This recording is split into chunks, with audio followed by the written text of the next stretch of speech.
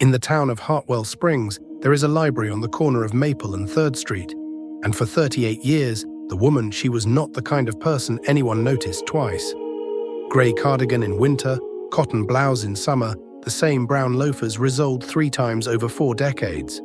She rode her bicycle to work until she turned 71, and after that she walked, rain or shine, leaving her small house on Birch Lane at exactly 7:40 every morning.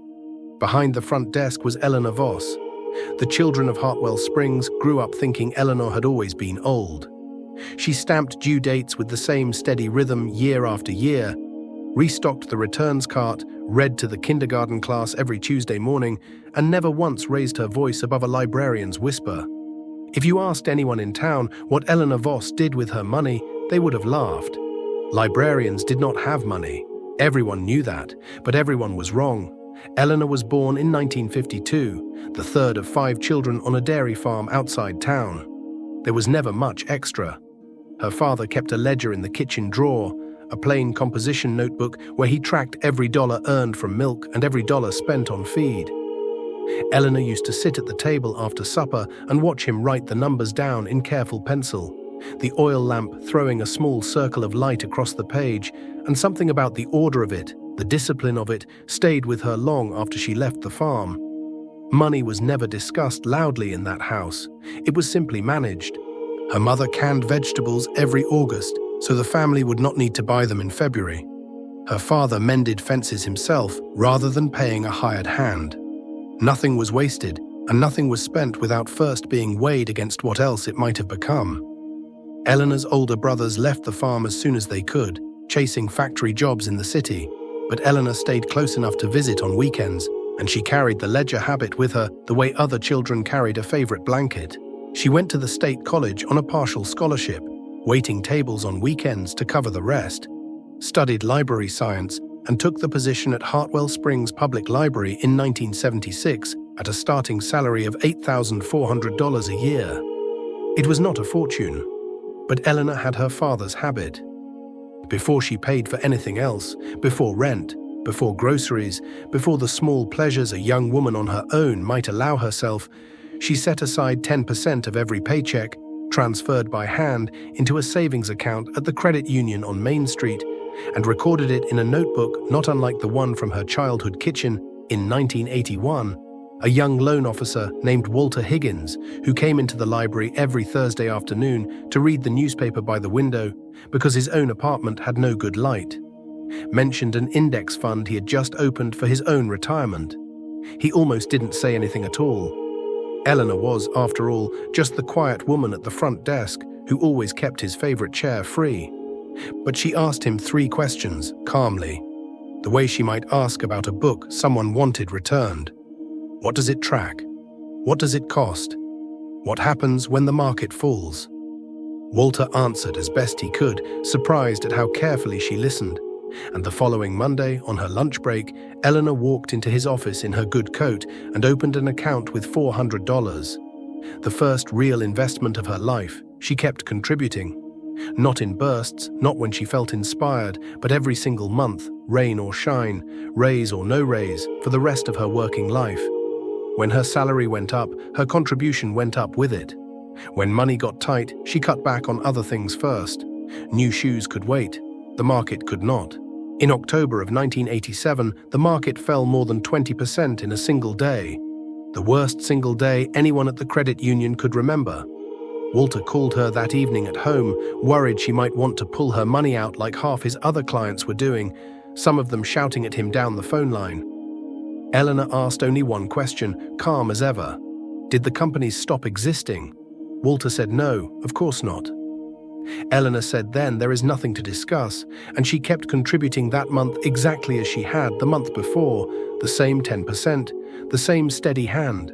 The pattern repeated itself for decades, quietly, without fanfare. When the technology bubble collapsed in the early 2000s and her balance dropped by nearly a third, she did not check the statement more than once a month. When the financial crisis of 2008 wiped out nearly half of what she had built by then, her sister Ruth called in a panic, urging her to move everything into cash before it disappeared entirely. Eleanor told her sister that panic was not a strategy. and dividends do not stop arriving just because people are frightened. She reinvested every dividend that came in that year, buying more shares while everyone else was selling. By the time the pandemic struck in early 2020 and the market fell nearly as fast as it had ever fallen, Eleanor was 68 years old and had lived through enough downturns to know the shape of one. She did not sell. She did not check her balance for months at a time. She kept walking to the library 3 days a week, even after she officially retired, because she said the children still needed someone to read to them on Tuesday mornings, and habits once built deserve to be honored. Eleanor Voss never married. She never had children of her own, though half the town considered her a kind of second grandmother, the one who remembered every child's favorite book series and set new arrivals aside for them before they even hit the shelf. She drove the same sedan for 19 years, a pale blue model with a dent in the rear bumper she never bothered to fix. She darned her own sweaters at night while listening to the radio rather than replacing them. She brought her lunch from home in a tin box that had belonged to her mother, usually a sandwich and an apple, and she ordered the same soup at the diner every Friday evening, paying in exact change she counted out from a coin purse, worn soft at the corners. She took one modest vacation a year, always somewhere within driving distance, and she gave small, thoughtful gifts at Christmas rather than expensive ones. When colleagues at the library complained about tight budgets or rising costs, Eleanor rarely joined in. Not because she didn't feel the same pinch everyone else did, but because complaining about money had never once, in her experience, made any more of it appear. She preferred to quietly adjust and move forward, a philosophy that shaped nearly every decision she made for 50 years. When Eleanor passed away peacefully in her sleep at the age of 74, the town gathered for a modest service at the little stone church on Elm Street. There was no reading of a will in a lawyer's office full of drama. There was instead a phone call to her nephew, Daniel, a schoolteacher 2 towns over, the only family she had listed as executor. Daniel expected very little. He knew his aunt lived simply, had always lived simply, and he assumed there might be a small savings account, some furniture, a few boxes of books to sort through on a quiet weekend. He drove to her small house on Birch Lane the day after the funeral, half expecting the task to take an afternoon. What he found instead, tucked into the same kind of composition notebook his great-grandfather once used at the kitchen table, was a single column of numbers that Eleanor had updated by hand every December 31st for 43 years, the ink changing color from year to year as she wore through pen after pen. The final entry, dated the December before she died, read $2,400,000. Daniel sat at his aunt's kitchen table for nearly an hour before he could bring himself to call anyone. He drove to the credit union the next morning, where Walter Higgins, now himself past 80 and long retired from banking, but still a customer there, confirmed every figure himself. $400 in 1981, 10% of every paycheck for 43 years, every dividend reinvested without exception, every downturn ridden out without panic. The account had grown, slowly and then not so slowly, into a fortune that no one in Hartwell Springs had ever suspected. Eleanor's instructions, discovered alongside the ledger, were simple and precise. Half of the account would fund a permanent scholarship for graduates of Hartwell Springs High School who wished to study library science or education. The other half would go toward renovating the children's wing of the library, where she had spent nearly 4 decades of Tuesday mornings, so that new shelves, new chairs, and a proper reading nook could welcome the next generation of children who thought their librarian had always simply been old and had certainly never had any money. The plaque above the new children's reading nook does not mention $2 million. It reads only in simple brass letters from Miss Voss, who believed a little, set aside faithfully, becomes a great deal in time. Walter Higgins still tells the story to anyone who asks him about the fund that renovated the library. He says Eleanor Voss never once asked him what the market was doing, never once asked whether now was a good time to invest or a bad one. She only ever asked one question, every single month for 43 years, in the same steady voice she used for everything else in her life. Did I set aside my 10% today? And every single month, without exception, the answer was yes.